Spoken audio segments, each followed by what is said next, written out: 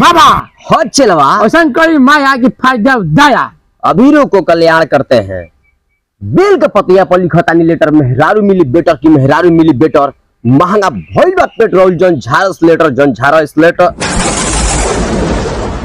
परिया करिया ले है बोलमुआ की नजरिया ना लगे परिया का ठीक से बढ़िया कि तुरा के ना भागे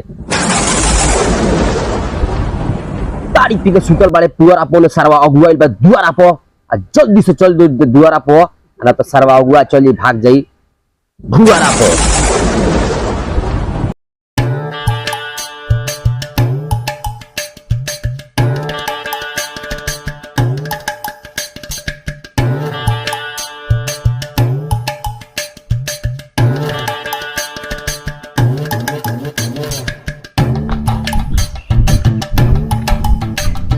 बाबा और छुके गोड़ लगा तुमने बच्चिया कल्याण हो जाई हो जाई हो जाई हो फरत रह फुलात रह बरत रह बुतात रह।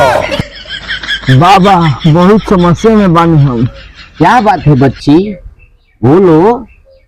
बाबा देहिया बहुत टटाता आ गोड़वा बहुत पिराता आ चौक में मरद हइलो नहीं खे ओकरा बिना रहलो न जाता। बाबा ये सेक्स समस्या में बिया।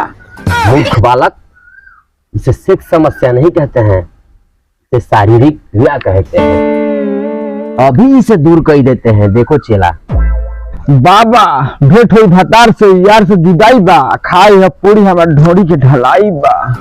बच्चिया इसका की रोकथाम है क्रिया को हरण करेंगे हम। कमरिया लप लप करे करे जब धक धक करे पिए नहीं जब हम 3 पौवा जान मारे तार लहंगा है लखनऊआ।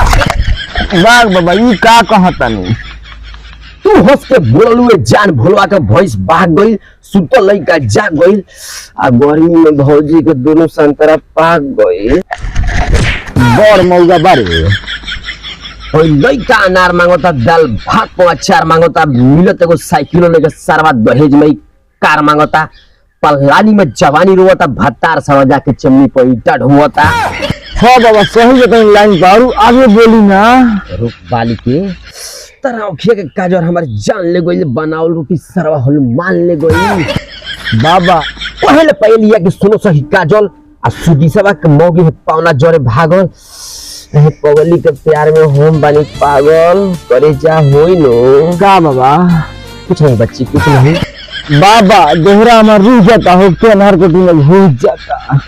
तो यहाँ बात है बच्ची। हाँ बाबा तो तोर भातार राटा बा आ सारवा तोर देवरे में ढूंढ चाटा बा।